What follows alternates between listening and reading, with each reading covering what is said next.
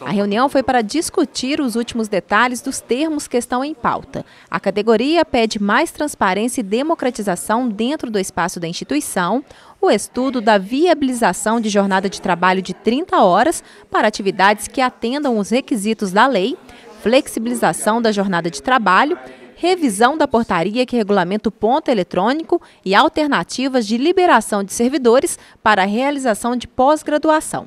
Depois de muito diálogo entre as partes, o acordo foi oficializado, o que foi classificado como uma conquista histórica. Uma conquista histórica da categoria dos técnicos administrativos da UFLA, que não veio sem muita luta, desde o momento de greve até agora, com bastante discussão, bastante tensionamento, mas sempre com um diálogo bem franco e procurando o crescimento da universidade, crescimento e a qualidade de vida, principalmente, dos trabalhadores, dos técnicos. Então, com certeza, é uma conquista e um momento histórico.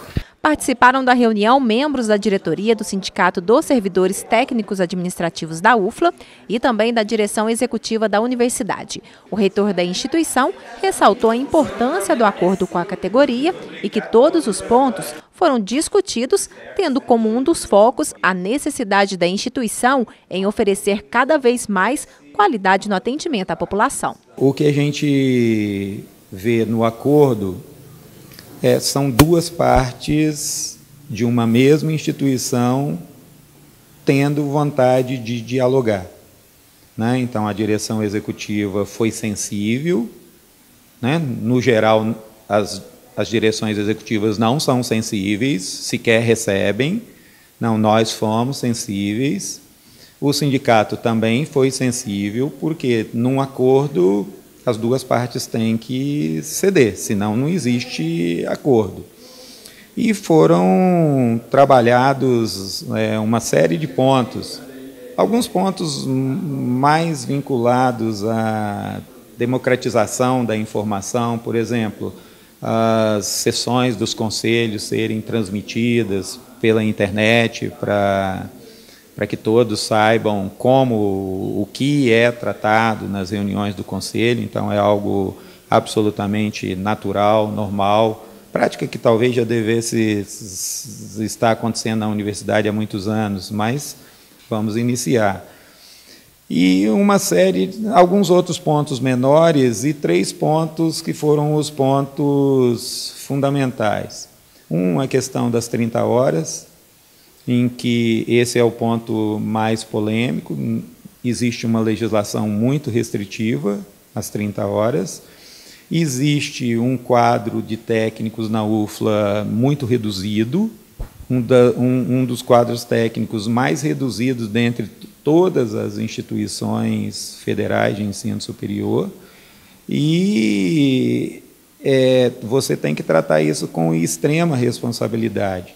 Nós já temos 30 horas para algumas atividades, por exemplo, os vigilantes são 30 horas, as pessoas que trabalham na estação de tratamento de água são 30 horas, né? No RU tem um horário especial, então tem aquelas atividades que elas têm que trabalhar basicamente 24 horas e de domingo a domingo, que as pessoas precisam ter um horário diferenciado.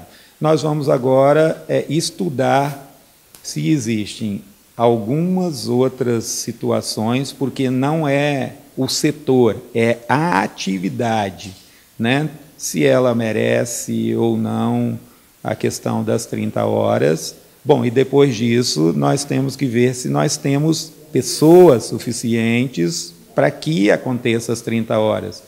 Porque a gente sabe que existem outras atividades que podem ser 30 horas. A questão toda é se existem servidores em números suficientes para que isso possa acontecer.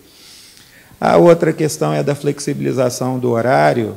Aí, nas 8 horas de trabalho, a gente fazer um planejamento em que pessoas comecem às 7, outras às 8, outras às 9, de maneira que a gente funcione ininterruptamente, né? Esse é um ponto que nós achamos que é muito salutar e dá para implantar em toda a instituição.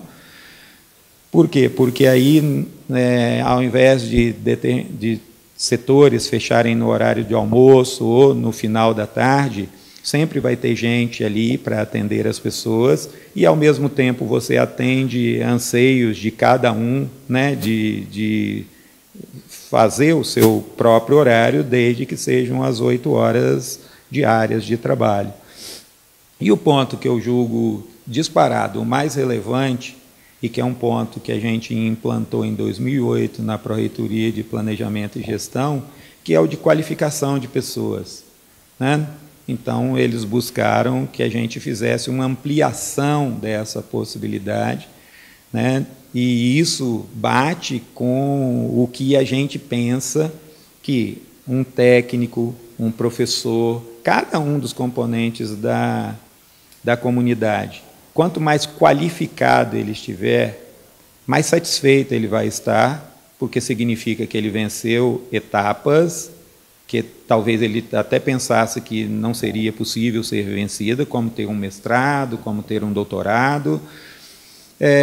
Ao mesmo tempo, para a universidade é um grande benefício, por quê? Porque a pessoa mais qualificada vai atender melhor, vai fazer o seu trabalho com mais qualidade, por uma questão óbvia, ele aprendeu mais coisas, né? Ele passou a ter mais conhecimento.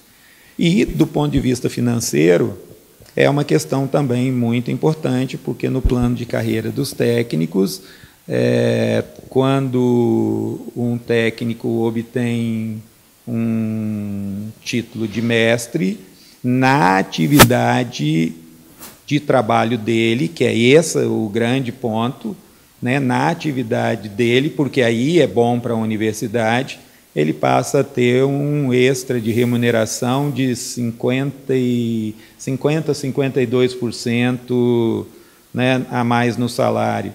E, num doutorado, ele vai em torno de 75% a mais do salário.